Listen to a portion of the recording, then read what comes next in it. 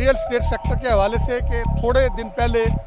IMF को लेके एक उम्मीद पैदा हुई थी कि शायद रियल स्टेट सेक्टर को कोई रिलीफ मिलने जा रहा है। बजट की आमद है। सरकारी मुलाजमीन और पेंशनर्स ने हुकूमत से उम्मीदें लगाई हुई थी कि शायद उनकी तनख्वाहें और पेंशन बढ़ेगी और पे स्केल रिवाइज होंगे। मुलाजमीन है,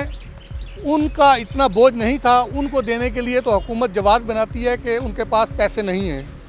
लेकिन उसी रोज़ हुकूमत ने बाई सर्कुलेशन काबीना से मंजूरी लेके अरकान पार्लियामेंट जो हैं उनकी तनख्वाहों में 188% तक इजाफ़ा कर दिया कि एक तरफ आप जवाब बना के लोगों को पीनट देने से भी गुरेज़ा होते हैं और दूसरी तरफ आप ख़जाने के मुंह खोल देते हैं जिसको नवाजना होता है उसको नवाजने के लिए। अस्सलाम वालेकुम नाज़रीन, मैं हूं इरशाद अंसारी और आप देख रहे हैं एक्सप्रेस डिजिटल। नाज़रीन, आज हम बात करेंगे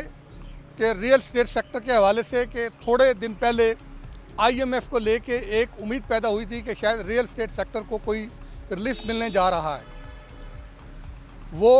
जो उम्मीद पैदा हुई थी वो दम तोड़ती दिखाई दे रही है। उसकी रीज़न क्या बनी, एक तो हम ये आपको बताएंगे, दूसरा ये बताएंगे कि बजट की आमद है। सरकारी मुलाजमीन और पेंशनर्स ने हुकूमत से उम्मीदें लगाई हुई थी कि शायद उनकी तनख्वाहें और पेंशन बढ़ेगी और पे स्केल रिवाइज होंगे। लेकिन कुछ दिन पहले वज़ीर ख़जाना ने असम्बली पे जो है वो एक सवाल के जवाब में बताया कि अभी कोई ऐसी तजवीज़ नहीं है। जब अवामी रद्द-ए-अमल आया तो फिर वज़ारत ख़जाना को वजाहत जारी करनी पड़ी। लेकिन इसमें जो जवाब बनाया गया था वो ये बनाया गया था कि चूँकि हुकूमत माली मुश्किलात का शिकार है, इसलिए शायद वो इस पोजीशन में नहीं है कि सरकारी मुलाजमीन को फौरी कोई रिलीफ दे सके। मगर इससे मतज़ाद ये हुआ कि जो मुलाजमीन हैं उनका इतना बोझ नहीं था, उनको देने के लिए तो हुकूमत जवाब बनाती है कि उनके पास पैसे नहीं हैं। लेकिन उसी रोज़ हुकूमत ने बाई सर्कुलेशन काबीना से मंजूरी लेके अरकान पार्लियामेंट जो हैं उनकी तनख्वाहों में 188% तक इजाफ़ा कर दिया। तो ये वो रवैया है जिससे अवामुन्नास ने हुकूमत के जो बयानिया होता है या हुकूमत की जो बातें होती हैं उस पे एतमाद का फुकदान जो है वो हो जाता है कि एक तरफ आप जवाब बना के लोगों को पीनट देने से भी गुरेज़ा होते हैं और दूसरी तरफ आप ख़जाने के मुंह खोल देते हैं जिसको नवाजना होता है उसको नवाजने के लिए। इन दो इश्यूज़ पे हम बात करेंगे कि गरीब तबका उसका क्या कसूर है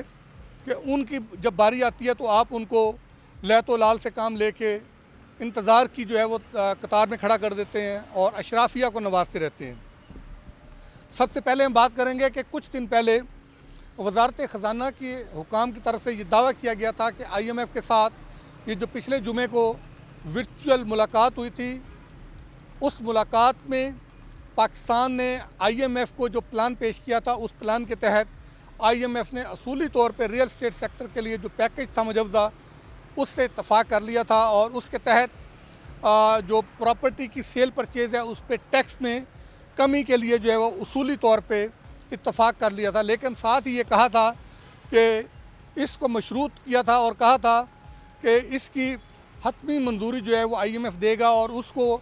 अगर पाकिस्तान के साथ जो स्टाफ सतह का एग्रीमेंट होना है उस फाइनल डॉक्यूमेंट में अगर इसको शामिल किया जाता है तो फिर इसको इम्प्लीमेंट किया जाएगा। तजवीज़ ये थी कि 1 अप्रैल से रियल स्टेट सेक्टर के लिए जो है वो टैक्स की शरह कम कर दी जाए ताकि प्रॉपर्टी में जो स्लम आया हुआ है ये दूर हो सके और रियल स्टेट सेक्टर में जो है ट्रांजैक्शंस हो सकें, ख़रीदो फ़रोख्त हो, एक्टिविटीज़ जनरेट हों और उससे फिर जो है वो हुकूमत को रेवेन्यू भी आए और आवाम को भी कुछ सहूलत मिल सके। इससे रियल स्टेट सेक्टर में काफ़ी जो है वो एक अच्छी उम्मीद जो है वो पैदा हुई थी। लेकिन कल जो है वो पाकिस्तान में जो आईएमएफ सरबराह हैं उनकी तरफ से बयान आया है, उस बयान ने इस उम्मीद पे जो है वो पानी फेर दिया है। उनका ये कहना है कि आईएमएफ ने पाकिस्तान को रियल स्टेट सेक्टर के लिए टैक्स में कमी करने की जो तजवीज़ थी उसको मुस्तरद कर दिया है। पहले ये कहा गया था कि 236C और 236K जो सेक्शन है दोनों के तहत सेलर और परचेज़र दोनों को टैक्स में रियायत देने का कहा गया था। लेकिन आईएमएफ का कहना था कि वो 236K के तहत 2% एडवांस टैक्स जो है उसमें कमी के लिए जो विद होल्डिंग टैक्स है कमी पे मादा है, बाकी दूसरी जो है वो 236C उसको इंटैक्ट रखा जाएगा। लेकिन अब ये उम्मीद ख़त्म हो गई है। वज़ारत ख़ज़ाना के हुकाम अगरचे अभी भी पूरी उम्मीद है कि उनका ये कहना है कि अभी स्टाफ सतह का एग्रीमेंट हुआ नहीं है और कोई 85 से 90% तक मुज़ाकरात मुकम्मल हो गए हैं और तवक्को ये की जा रही है कि इसी हफ्ते ये मुज़ाकरात मुकम्मल हो के स्टाफ सतह का एग्रीमेंट जो है उसका ड्राफ्ट वो फाइनल जो है वो उस पर इत्तफ़ाक़ राय हो जाएगा और उसके बाद फिर ये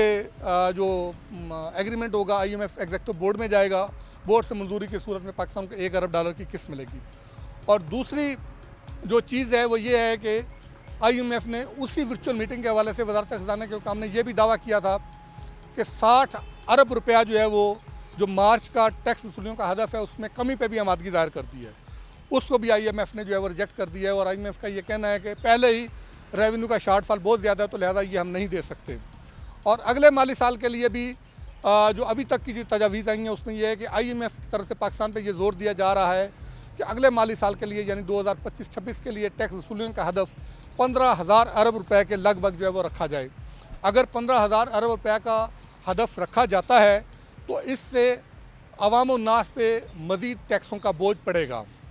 वो जो सारी उम्मीदें थी कि तनख्वाहदार तबके को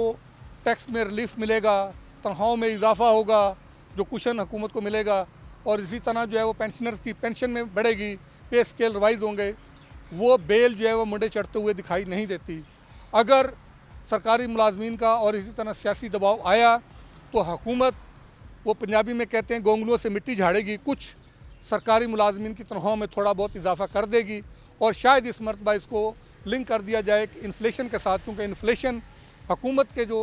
आदाद शुमार है उसके मुताबिक बहुत नीचे आया हुआ है 3-4%, तो शायद अगर इजाफा करना हुआ तो 5% और मैक्सिमम करना हुआ तो 10% तक इजाफा कर देंगे। अब दूसरी बात हम ये करते हैं कि हुकूमत ने बाई सर्कुलेशन समरी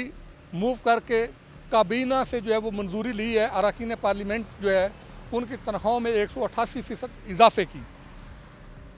अब क्या इन पार्लियामेंटेरियन की तनख्वाहों में जो इजाफा किया जाएगा तो क्या इसका बोझ ख़जाने पे नहीं पड़ेगा, ये सवाल उठता है। और क्या इस पे IMF एक्टिव नहीं होगा, IMF एतराज़ नहीं उठाएगा? क्या इससे आपके एक्सपेंडिचर बढ़ेंगे और एक तरफ आप रेवेन्यू नहीं बढ़ा पा रहे और दूसरी तरफ आप एक्सपेंडिचर को कम करने के बजाय एक्सपेंडिचर बढ़ा रहे हैं, तो क्या इस पे IMF नहीं बोलेगा? या IMF सिर्फ़ और सिर्फ पाकिस्तान की जो पसमानदा और पिसा हुआ तबका है उसको मज़ीद जो है वो पिसने के लिए अपनी आवाज़ बुलंद करता है कि ऐसे इक़दाम उठाने पे हुकूमत को मजबूर करता है कि जिससे आवाम का जो है वो मेयार ज़िंदगी मज़ीद अबतर हो, उनके लिए मसाइल पैदा हों। तो अगर ऐसा है तो इससे बहुत से सवालात जन्म लेते हैं कि क्या ये वही बात है कि ये IMF जो है वो आलमी ताकतों का आर्म ट्विस्टिंग टूल है, तो पाकिस्तान में जो हुकूमतें हैं उनको डिस्टेबलाइज़ करने के लिए और आवाम में बेचैनी पैदा करने के लिए ऐसे इक़दाम करवाए जा रहे हैं कि आवाम में बेचैनी पैदा हो और फिर आवाम सड़कों पे आए और हुकूमत के लिए जो है वो मुश्किलात पैदा हो जाएं, फिर आलमी ताकतें पाकिस्तान को अपना एजेंडा मनवाने पे मजबूर कर सकें। ये अरबाब इख्तियार को, हमारी तमाम पॉलिटिकल पार्टीज़ को,